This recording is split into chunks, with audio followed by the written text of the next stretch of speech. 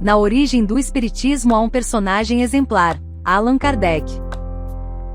Pesquisador emérito, investigou o fenômeno mediúnico e dele extraiu uma filosofia. A partir da filosofia, construiu um modelo de moral, centrada no Evangelho e suas consequências religiosas.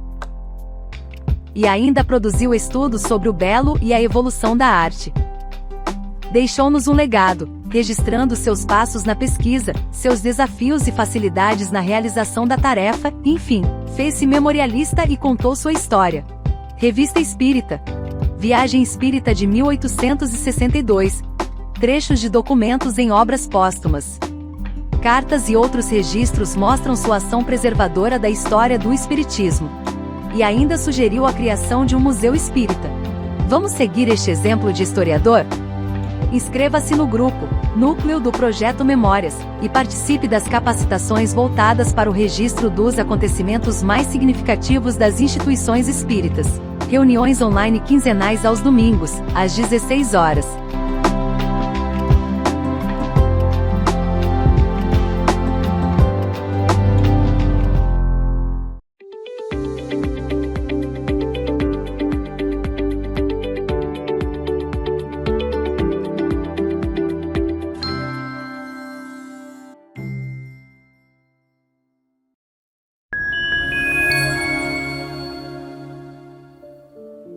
Cessada a balbúrdia imensa do vendaval, somente o silêncio da paz cantava um hino de bonança renovadora.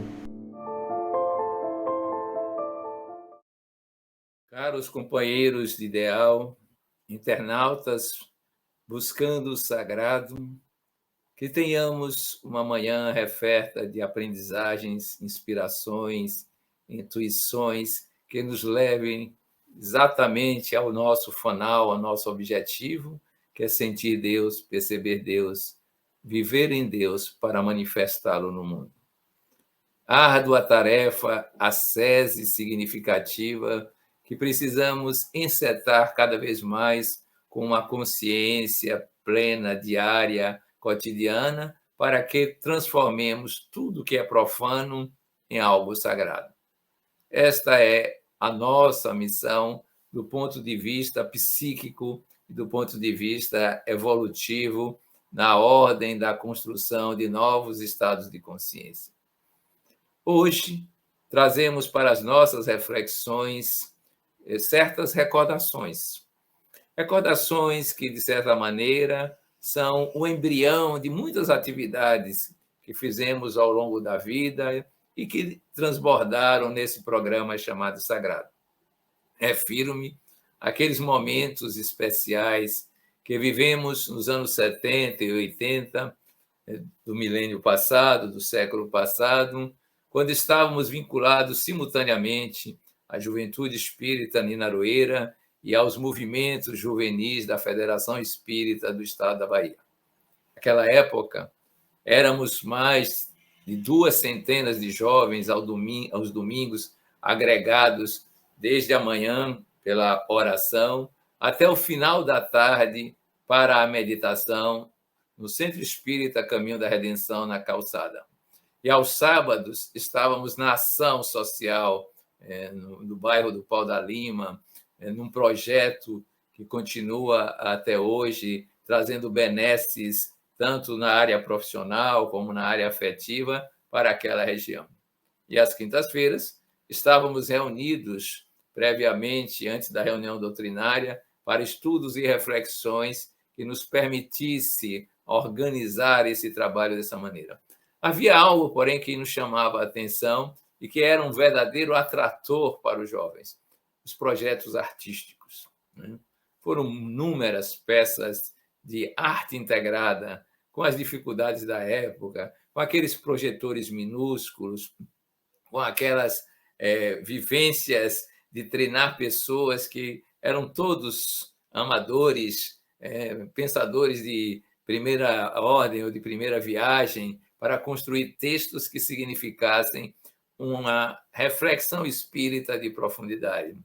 E vieram, então, a família universal, encontros, essências, um canto à liberdade, um destino.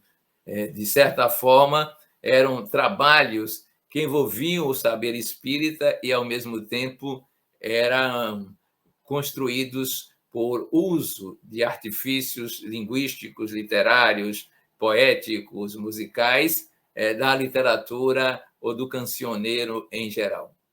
Isso nos levou a refletir sobre um desses momentos especiais.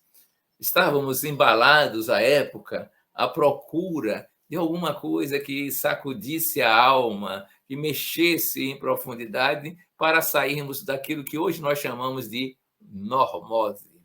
A normose é a média, o mediano. Alguns dirão até com uma palavra um tanto quanto dolorida, chamada o medíocre. Nós não podíamos, enquanto espíritas, sermos iguais ao mundo, vivermos como se não houvesse nenhuma diferença, a não ser no nosso mundo interior, a não ser naquela vivência de uma reforma íntima, profunda, que não apareceria a não ser em certos gestos de solidariedade ou certas expressões de amorosidade. Nós pensávamos que era preciso ter algo que, de alguma sorte, encarnasse o pensamento espírita como um paradigma que se contrapunha e se contrapõe ao materialismo e constrói uma forma de renovação social. Mas ser do mesmo, da mesma maneira, não nos interessava. E veio-nos à mão um livro que fez sucesso à época, chamado Fernão Capelo Gaivota. É uma história que, para alguns, não passam de um conto sobre voos e ruptura com os limites provisórios do voar. Mas aqueles que enxergam com mais profundidade percebem ali a dinâmica da evolução baseada, centrada na busca da plenitude e, em última análise, no encontro com Deus. E então fizemos um dos trabalhos mais interessantes, chamado Essências, do qual o encerramento é aquele poema musicado, aquela letra que alguns conhecem, com a música de Greenleaf, Essências, que diz: Cristo livre na solidão, novo rumo aponta para a amplidão. Uma construção dos nossos amigos Wilson Besnozzi, que é de Olha Peixinho à época, que fizeram esse encerramento tomar um brilho especial com esta letra. Mas o texto inteiro trabalhava a questão básica, que era o Fernão Capelo não queria ser igual às outras gaivotas. Não era vaidade, não era capricho, não era orgulho, era simplesmente descobrir que viver para pescar, para sobreviver, para comer era muito pouco. E ele queria explorar novos horizontes e novas possibilidades existenciais através do estudo do voo. E o que lhe acontece? Ele logo é visto como alguém que não pode estar no meio daquele grupo que segue uma regra, que tem uma norma, o que é natural na vida cotidiana. Ele é expulso daquilo que o Richard Bach chama de o bando da limitação. Viver para voar, isso não é papel de gaivota, isso é papel para aves como o condor, como o gavião. O papel deles é estar em torno dos barcos pesqueiros e atuar dessa maneira o mais rápido possível. E foi aí que nasceu a ideia de procurar-se a essência da vida.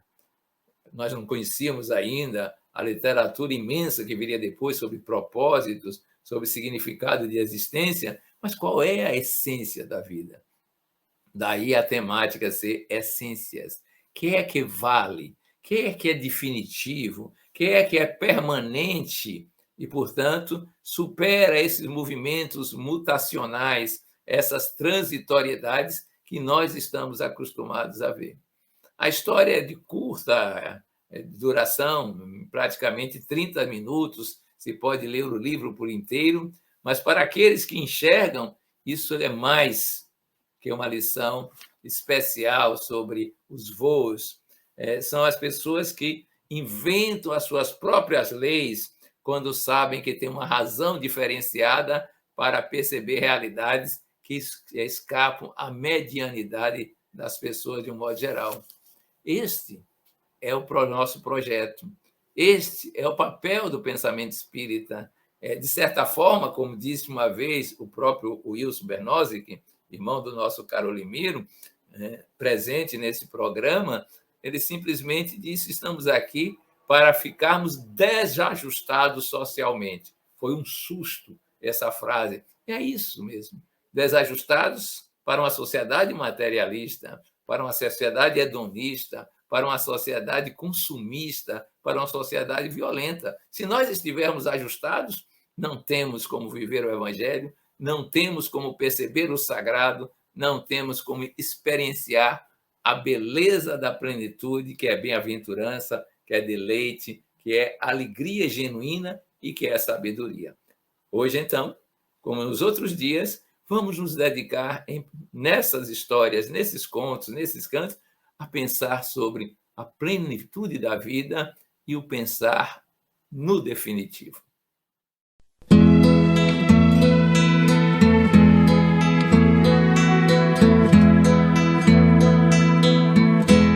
Quando acordo de manhã, tenho o dia a me esperar. Eu me envolvo numa prece, peço a Deus pra me ajudar.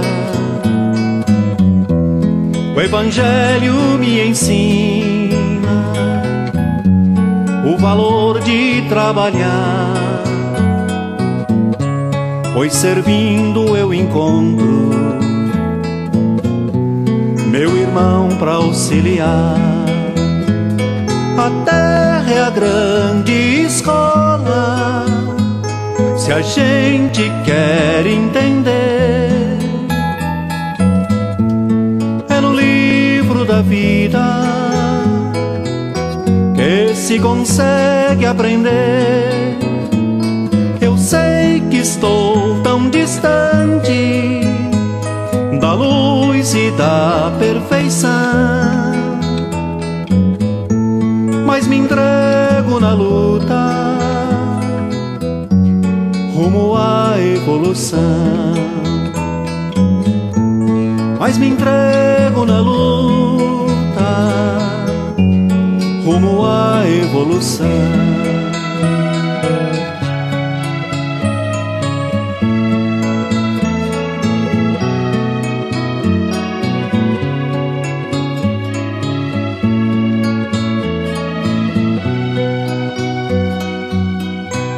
O Evangelho me ensina, o Evangelho me ensina o valor de trabalhar, pois servindo eu encontro meu irmão pra auxiliar. A terra é a grande escola, se a gente quer entender. Da vida que se consegue aprender. Eu sei que estou tão distante da luz e da perfeição, mas me entrego na luta rumo à evolução. Mas me entrego na luta rumo à evolução.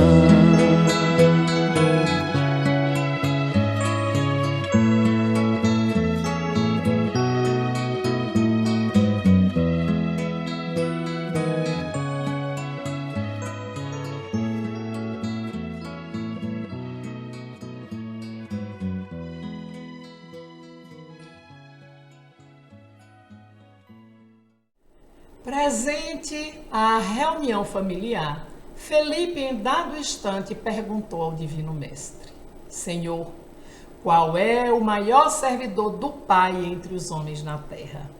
Jesus refletiu alguns minutos e contou: grande multidão se congregava num extenso campo.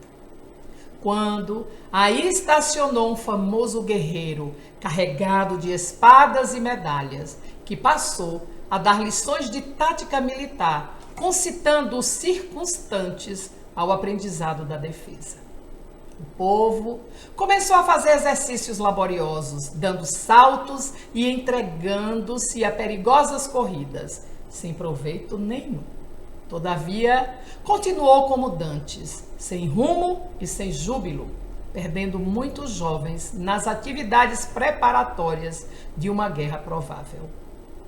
Logo depois, apareceu na mesma região um grande político, com uma pesada bagagem de códigos, e dividiu a massa em vários partidos, declarando-se os moços contra os velhos, os lares pobres contra os lares ricos, os servos contra os mordomos. E não obstante, a sementeira de benefícios materiais introduzidos na zona pela competição dos grupos entre si, o político seguiu adiante, deixando escuros espinheiros de ódio, desengano e discórdia entre os seus colaboradores.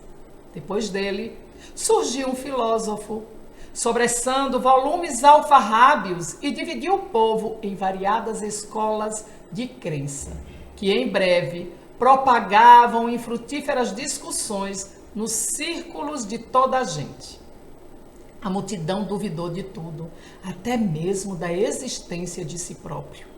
A filosofia, sem dúvida, apresentava singulares vantagens, destacando-se a do estímulo ao pensamento, mas as perturbações de que se faziam acompanhar eram das mais lastimáveis, legando filósofos muitas indagações inúteis aos cérebros menos aptos ao esforço de elevação. Em seguida, compareceu então um sacerdote, munido de roupagens e de símbolos, que forneceu muitas regras de adoração ao Pai. O povo aprendeu a dobrar os joelhos, a lavar-se e a suplicar a proteção divina em horas certas. Entretanto, todos os problemas fundamentais da comunidade permaneceram sem alteração. No extenso domínio, não havia diretrizes ao trabalho, nem ânimo consciente, nem valor, nem alegria. A doença e a morte, a necessidade e a ignorância eram ainda fantasmas de toda a gente. Certo dia, porém, apareceu ali um homem simples. Não trazia armas, nem nenhuma escritura, nem trazia discussões e nem imagens, mas pelo seu sorriso espontâneo, ele revelava um coração cheio de boa vontade, guiando as mãos operosas. Não pregava doutrinas espetaculares, todavia, nos gestos de bondade pura e constante, rendia culto sincero ao Todo-Poderoso. Começou a evidenciar-se lavrando uma nesga do campo e adornando-a de flores e frutos preciosos. Conversava com seus companheiros de luta, aproveitava as horas no ensinamento fraterno e edificante e transmitia suas experiências a todos os que se propusessem a ouvi-lo. Afeiçoou a madeira, plantou árvores, construiu casas e instalou uma escola modesta. Em breve, ao redor dele viçavam a saúde e a paz, a fraternidade e as bênçãos do serviço, a prosperidade e o contentamento de viver. Com o espírito de trabalho e educação que ele difundia, a defesa era boa, a política ajudava, a filosofia era preciosa e o sacerdócio era útil, porque todas as ações no campo permaneciam agora presididas pelo santo imperativo da execução do dever pessoal no bem de toda a comunidade. Calou-se então Cristo, mas a assistência reduzida não ousou qualquer indagação. Após contemplar o horizonte longínquo, em longos instantes de pensamento mudo, o mestre terminou. Em verdade, há muitos trabalhadores no mundo que merecem a bênção do céu pelo bem que proporcionam ao corpo e à mente das criaturas. Mas aquele que educa o Espírito Eterno, ensinando e servindo, paira acima de todos. Depois de muitos experimentos, a gaivota Fernão Capelo resolve experienciar algo inteiramente inusitado após estar vivendo algo que era uma transposição de estado de consciência. Ela se bateu numa montanha, simbolicamente, e foi transportada para uma região onde as gaivotas eram luminosas. As gaivotas tinham prazer de voar, tinham esse espírito de conquista, de novidade, além de pensarem em peixes, e pescas e sobrevivência. E ele foi acompanhando aquelas criaturas que eram muito mais adiantadas do que ele nas manobras, nas arremetidas que faziam nos voos especiais, até que um dia ele conheceu uma outra gaivota chamada o mais velho, Xiang. E o mais velho, então, lhe disse algo que foi surpreendente. Por maior que seja a sua velocidade, haverá sempre um limite. Em outras palavras, se você vai se deslocar no tempo, então haverá limite, né? Porque você não alcançará a velocidade infinita, nunca conseguirá com a massa do corpo. Hoje nós diríamos, a teoria da relatividade, que ele não ultrapassaria os 300 mil quilômetros por segundo. Mas o Xiang disse, mas no dia em que você se pensar um pensamento da grande gaivota, será completamente diferente, porque você dominará o espaço e dominará o tempo. À primeira vista, isso pareceu-lhe absurdo, completamente sem nexo e sem facilidade de compreensão possível. Foi então que o Xiang disse, preste atenção, olhe para qualquer lugar, e para onde ele olhava, Fernão Capelo via o Xiang, o mais velho, instantaneamente, sem precisar de nenhum tempo para se deslocar. E ele compreendeu, então, que agora era o espaço e o tempo que estavam nele, e não ele que estava no espaço e no tempo. Isso nos pareceu uma belíssima expressão do que é consciência de ser espírito, para além do tempo e do espaço. Viver de tal maneira que, embora o corpo esteja no estágio do tempo e do espaço, o espírito plaina além de tudo isso, além de todas as formas, de todas as historicidades, de todos os tempos. Esta é a consciência de plenitude, no livro da literatura comum. Esta é a nossa grande meta. Mas vejam a riqueza da frase. Se você conseguisse pensar um pensamento da grande gaivota, nós diríamos hoje, traduzindo isso para a nossa linguagem espiritual, se nós conseguíssemos perceber que somos a criação divina, o pensamento de Deus, ou como diz André Luiz, o hausto divino em plena manifestação, aí nós dominaremos todas as leis do mundo da física, desse mundo tradicional, e faremos aquilo que para os outros era impossível e se torna milagroso. Não é uma meta grandiosa? Não é um sonho vasto, absorvente, de certa forma desafiador para toda criatura que se pretende capaz de ir nos passos de Deus, na busca do divino, ou, alegoricamente, ser um novo Fernão Capelo Gaivota? Esse é o nosso desafio de hoje. Tentar meditar um pouco mais, concentrando-se, planificando-se, aquietando a mente para se perguntar, posso ser eu um pensamento da grande gaivota? Posso me sentir nesse estágio? O que devo fazer, então, se é que é possível fazer algo, não no plano físico, mas no plano psíquico, principalmente, para alcançar esse estágio? E aí nós lembramos da célebre frase de Jesus, sede perfeitos, como perfeito é o Pai Celestial. Se nós nos sentirmos que somos a perfeição divina, como Deus é perfeito, ainda que na forma individualizada, relativa, limitada, seremos muito mais capazes de experienciar a alegria de estarmos na plenitude. Então, em nossa contemplação, meditação de hoje, concentremos nisso.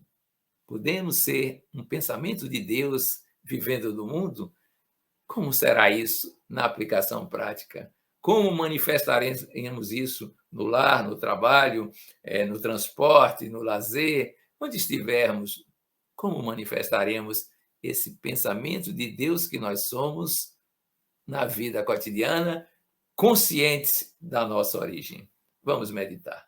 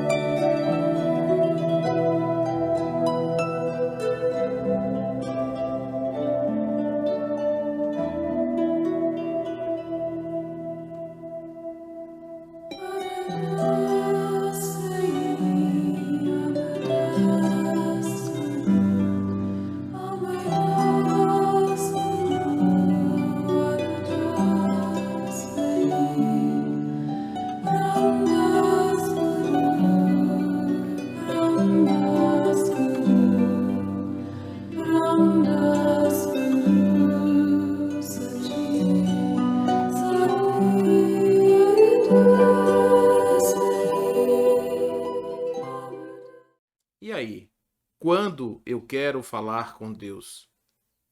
Como funciona isso? Será que eu consigo fazer meu pensamento chegar até os altiplanos do mais longínquo infinito, para que o meu pensamento e as minhas emoções possam bater às portas do divino? Será que é possível, de alguma forma, que o meu ato de me entregar ao divino, ao sagrado, seja de tal forma contundente que consiga fazer com que alguém ouça aquilo que eu estou aqui agora a pensar, a sentir, a minha intenção? A prece é, sem dúvida nenhuma, o instrumento que nós, seres teotrópicos, que estamos o tempo inteiro em busca de Deus, encontramos para fazer esta ponte entre o plano da carne e o plano do espírito. E muitas são as orientações com relação à forma de fazermos isso. Não tanto a maneira formal, a forma estruturada, que muitas pessoas acham que são palavras, imprecações bem elaboradas. Não, é a maneira como nós colocamos o nosso coração para falar. O nosso querido amigo Leon Denis vai dizer, em o seu livro O Grande Enigma, capítulo 8, A Ação de Deus no Mundo e na História, que Deus é foco da inteligência e de amor. É tão indispensável à vida interior quanto o sol é indispensável à vida física. De alguma forma, nós precisamos desse contato continuamente, cotidianamente. Nós precisamos, de alguma maneira, elevar o nosso pensamento a Deus em tudo o que fazemos. Alguns vão dizer, mas isso é um ato de devoção religiosa. Não, não, estamos falando da conexão na fonte primaz da vida. Estamos falando na fonte principal de tudo. Absolutamente nada que esteja ligado a grupos, nada que esteja ligado a dogmas, nada que esteja ligado a qualquer coisa. Estamos falando de um sentimento profundo que vai habitar a mente e os corações daqueles que, em desejando, vão fazer com que o seu pensamento translade as mais longínquas distâncias e chegue até as fontes da força, da energia necessárias ao seu soerguimento. É claro que esta conexão, como tudo, vai requerer o espaço, vai requerer o ambiente, vai requerer a egrégora, o ambiente mental, vai requerer tudo. Vai requerer todo esse conjunto, esse aparato, porque com o pensamento correndo, como no dia a dia, nós certamente não teremos condição de fazer esta conexão tão alta, tão distante. Deus, diz Leon Denis, é o sol das almas. É ele, ou é dele, melhor dizendo, que emana essa força. Essa força, às vezes, energia, pensamento, luz, que anima e vivifica todos os seres. Quando se pretende que a ideia de Deus é inútil, quando se diz que Deus é coisa do pueril, é coisa dos inocentes, indiferente, tanto valeria dizer que o sol é inútil, indiferente é a natureza e a vida. Observe que Leon Denis está sendo extremamente generoso com suas palavras em dizer que quando observamos a presença de Deus e quando tentamos a nossa conexão, é como olhar o cair de uma folha, o voar de um pássaro. É como sentir a gota da chuva ou o vento que toca a nossa pele. A natureza se expõe exuberante quando percebemos nela a presença de Deus. Pela comunhão de pensamento, diz o nosso amigo, pela elevação da alma a Deus, produz-se uma penetração contínua, uma fecundação moral do ser, uma expressão gradual das potências nele encerradas. Porque essas potências, amigos, pensamento e sentimento, não podem revelar-se e crescer senão por altas aspirações, pelos transportes do nosso coração. Fora disso, todas essas forças latentes dormitam em nosso íntimo, conservam-se inertes e adormecidas. Allan Kardec vai nos falar sobre isso quando ele fala sobre a prece. No capítulo 2, ele diz de O Livro dos Espíritos, na questão 659, ele fala sobre o caráter geral da prece. E ele diz: a prece é um ato de adoração. Orar a Deus, portanto, é pensar nele, é aproximar-se dele, é pôr-se em comunicação com ele. 3 coisas podemos propor-nos por meio da prece: louvar, pedir e agradecer. Estabelecer, portanto, uma conexão com o divino através do ato da prece.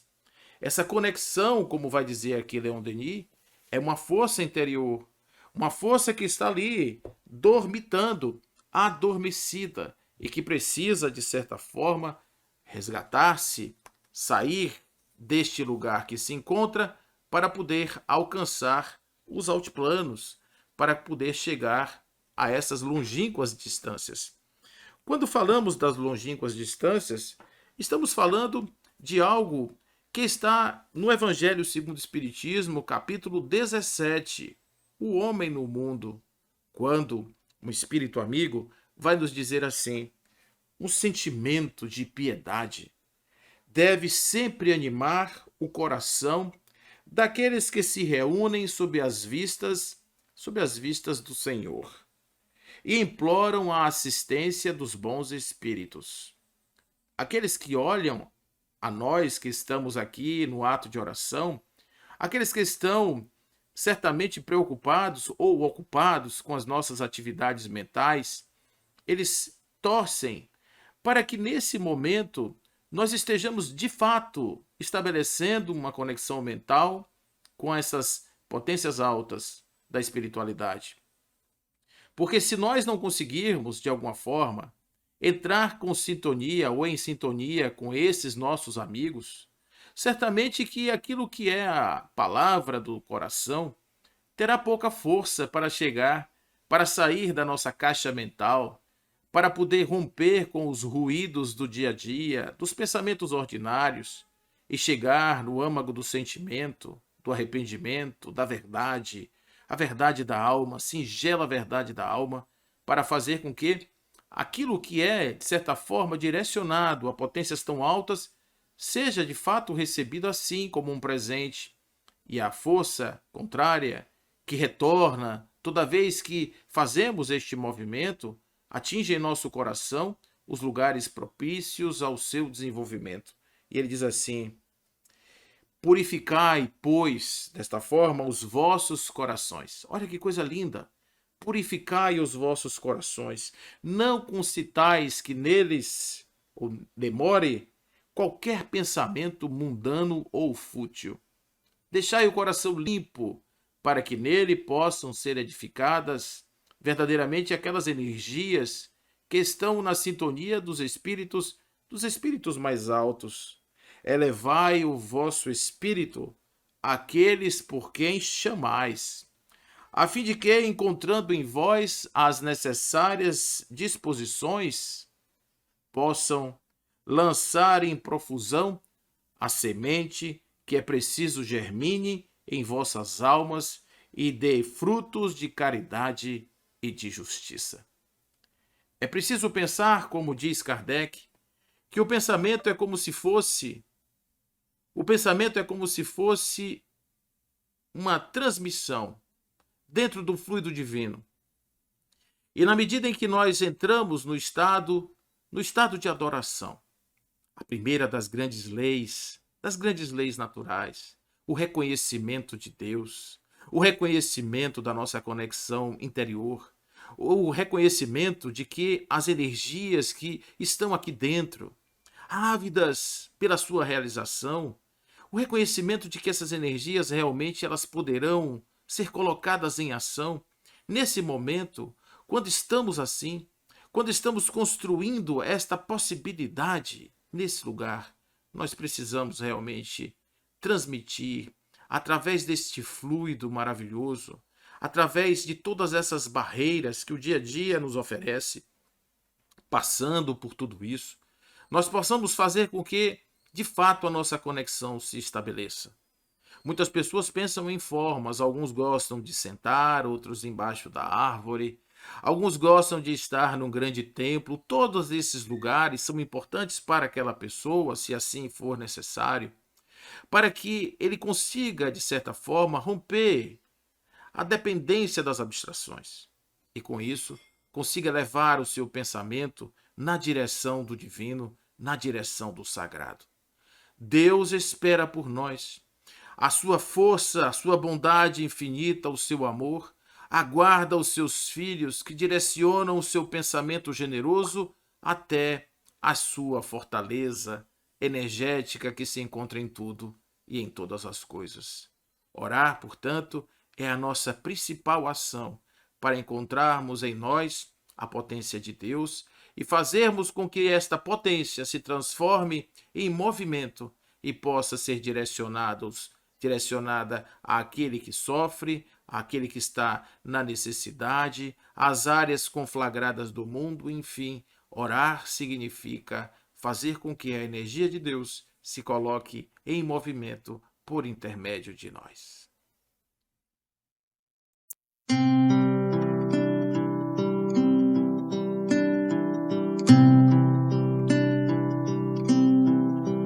Ouço Deus no murmúrio das águas dos rios. Ouço Deus no furor dos ciclones bravios.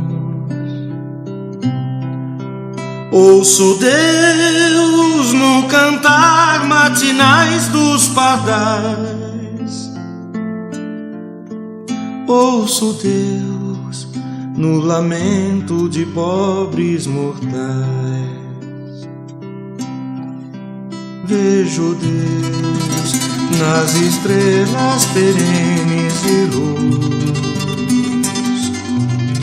Vejo Deus no esplendor que a alvorada traduz. Vejo Deus no suave perfume da flor. Vejo Deus no adeus companheiro da dor. Sinto Deus na saudade que evoca a lembrança. Sinto Deus no morrer de febris esperanças. Sinto Deus na tristeza de ver-te partir. Sinto Deus na tua volta, irmão, a sorrir. Ouço Deus no murmúrio das águas dos rios.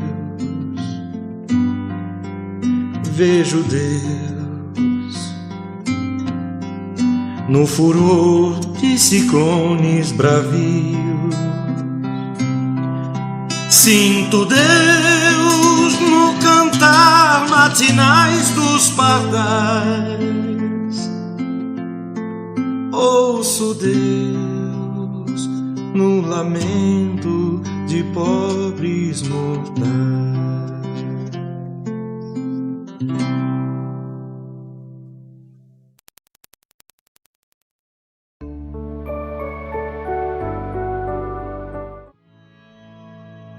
Preces que vos alais da terra, luminosas e puras, cheias de bênçãos e ais.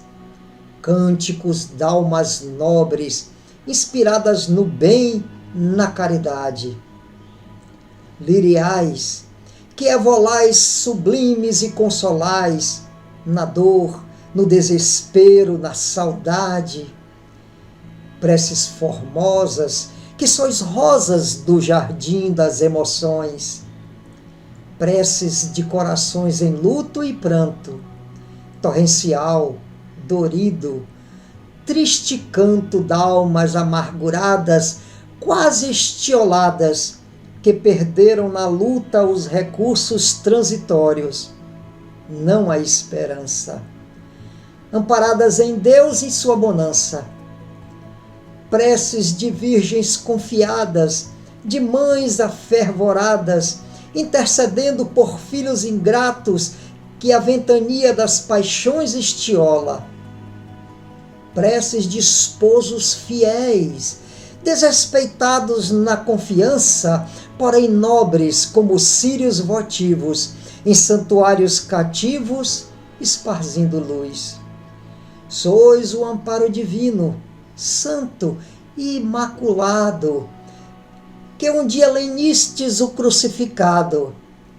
Preces de irmãos vergastados, sob a incúria dos maus, pelas dores da vida que não desfalecem na lida, sempre afligidos, nunca vencidos. Preces intercessórias, de socorro, de misericórdia, de compaixão. Preces de pura unção, monólogos sublimes. Preces que santificais, preces que acalmais no fragor das dores, preces dos sofredores, vibrai. Traduzidos, homens da terra, suas aspirações e suores, como as raras e brancas flores que medram nos chavascais. Ó preces da orfandade que vive em sofrimento, enxugai-lhes a lágrima, o seu padecimento, além da esfera em sombra, a alvorada, primavera de eterna madrugada. Vós, que diminuís as torpes agonias dos trânsfugas das noites, filhos das ventanias, sois o hálito celeste, o telefônio em luz, que fazeis o intercâmbio de todos que oram com o mártir da cruz. Quando a noite é sombria, sois as estrelas que rutilais belas, apontando diretrizes felizes aos que já não podem percebê-las. Portal de liberdade, arrancais da treva da morte para a claridade, em que o espírito se afervora quando ora. Preces que sois baladas da natureza em música de beleza, exaltando os céus e louvando a vida colorida. Preces, pontes de luz entre o homem e Deus.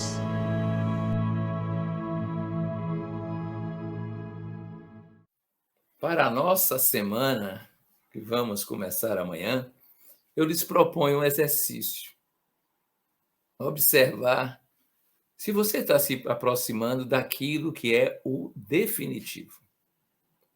Um dia escrevemos uma letra, fizemos uma música com um companheiro que sabe música, que dizia assim: voar além, vencer limites, veloz, veloz, e descobrir o voo maior não é voar, é estar.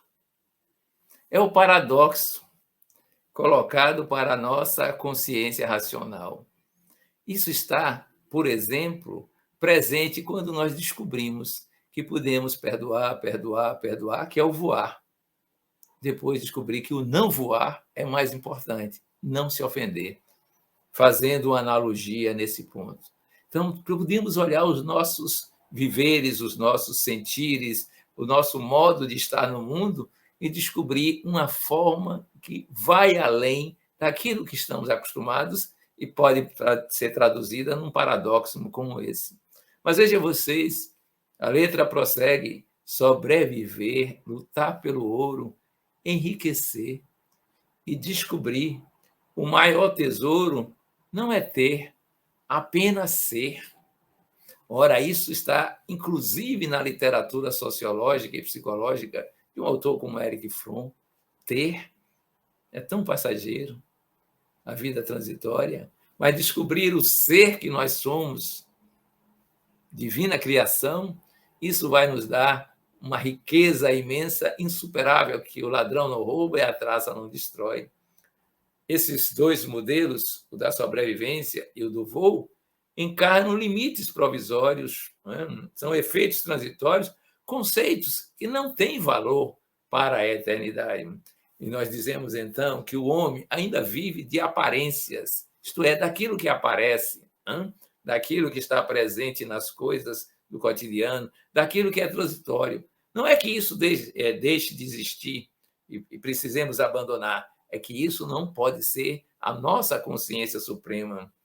Então, ele troca a verdade por um monte de ilusões, de conceitos provisórios, de enganos transitórios, mas, de qualquer maneira, ilusões. Ele não se apercebe da sua essência. Esse é o primeiro momento, que move as suas próprias realidades. E ele prossegue a aventurar, correr atrás do exterior. Como fazemos isso cotidianamente. Depois sentir que é ser melhor o interior conhecer. Isso sim, um infinito que Pascal já descrevia como o nosso infinito interior, que é motivo da vivência de Kierkegaard, falando da superação da razão pela introspecção e pela viagem tradicional do templo de Delfos, conhece-te a ti mesmo. Interior é fundamental.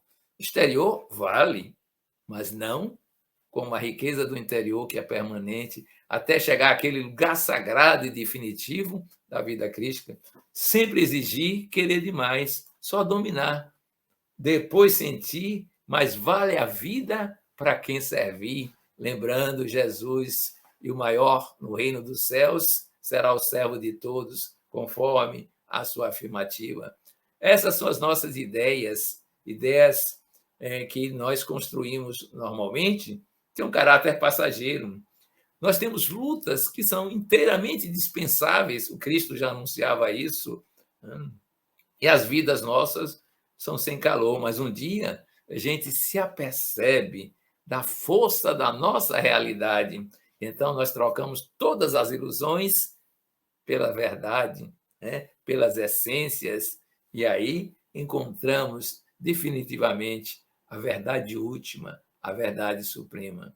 Esse é o exercício da semana. Pode parecer vasto, grandioso, mas é o exercício da vivência do Evangelho em termos de essência. Por isso, pense no definitivo. Imortalidade, criação divina, amor supremo, sabedoria plena. Exercite-se nisso.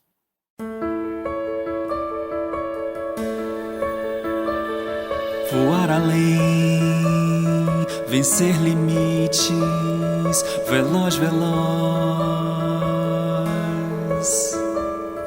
e descobrir o voo maior não é voar,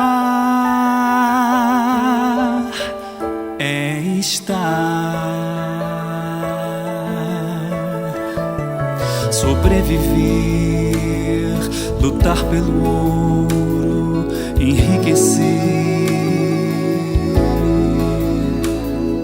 um dia ver o maior tesouro não é ter, apenas ser.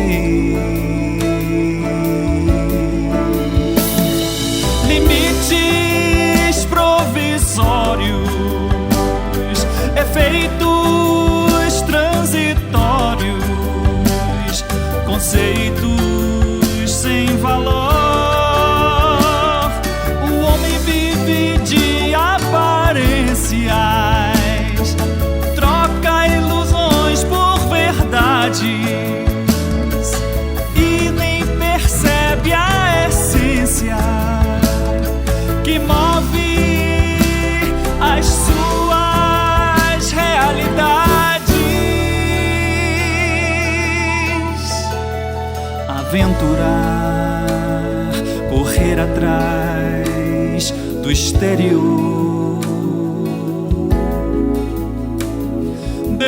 Depois sentir que é bem melhor o interior, se conhecer, sempre exigir, querer demais, só dominar. Depois sentir, mais vale a vida.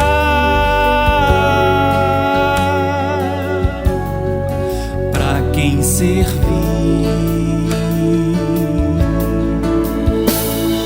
Ideias passageiras,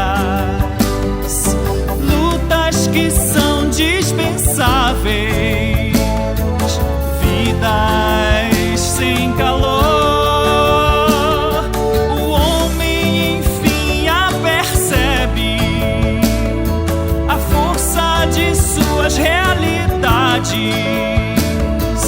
Troca ilusões por essências, encontrar sem sombras verdades. Pense no definitivo.